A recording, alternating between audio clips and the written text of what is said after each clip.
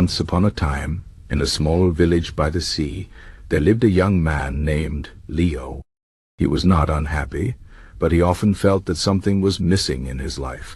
He watched the fishermen mend their nets, the merchants sell their goods, and the children play in the streets, and he wondered why he did not feel as content as they seemed to be. One evening, as the sun painted the sky in shades of orange and purple, Leo sat by the shore and stared at the waves. An old man, known in the village as the Philosopher, sat beside him. "You look troubled," the Philosopher said. Leo sighed and admitted that he did not feel like the best version of himself.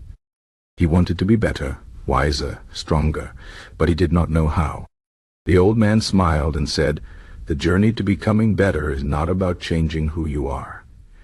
It is about uncovering who you already are." Leo frowned. "But how do I do that?" he asked. The Philosopher picked up a smooth stone from the sand and held it in his palm.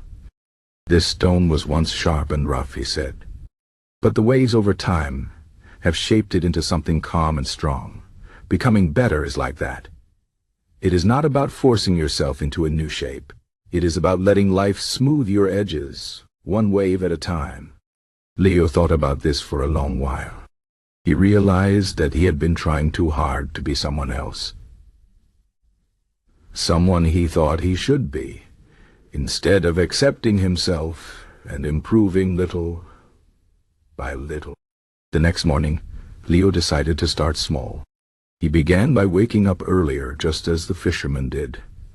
He noticed how the quiet hours of dawn gave him time to think, to breathe, to prepare for the day. He had always rushed through his mornings, but now he took his time. It was a small change, but it made him feel more in control of his day. Then he paid attention to his thoughts.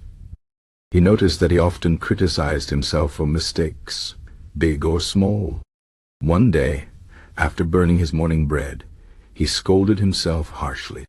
But then he remembered the Philosopher's words. Instead of anger, he asked himself, "What can I learn from this?" He realized that he had been distracted, that he had not been paying attention. The next time he baked, he focused, and the bread turned out golden and perfect. Leo also noticed that he spent much of his time worrying about things he could not control. The weather, other people's opinions, mistakes from the past. The Philosopher had once told him, "A wise man focuses on what he can change, and lets go of what he cannot." So Leo began to practice this. When a storm ruined the market day, instead of complaining, he used the time to read and reflect. When someone spoke unkindly to him, he reminded himself that their words did not define him. As weeks passed, Leo started to feel different. He was still the same person, but he was calmer, more patient. He began to help others in the village, not because he wanted praise, but because it made him feel connected. He taught the children how to mend nets, he listened to the elders' stories, and he even sat with the Philosopher often, learning more about life. One evening, the Philosopher looked at him and said, "You have changed, Leo." Leo smiled. "Have I?" "Yes," the old man said, "but not in the way you think. You have not become someone else. You have simply become more yourself."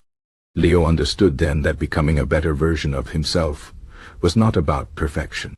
It was about awareness, patience, and small steps. It was about accepting his flaws and working gently to improve them. It was about letting life shape him, just as the waves shape the stone, slowly, steadily, without force. Years later, when travelers passed through the village, they often heard stories of a wise man named Leo who lived by the sea. They came to him with their troubles, and he would listen, then offer simple words of wisdom. Sometimes he would pick up a smooth stone from the shore, place it in their hands, and tell them the same story the Philosopher had once told him.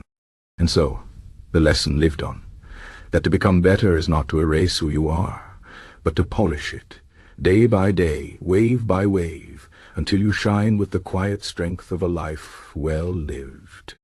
The end.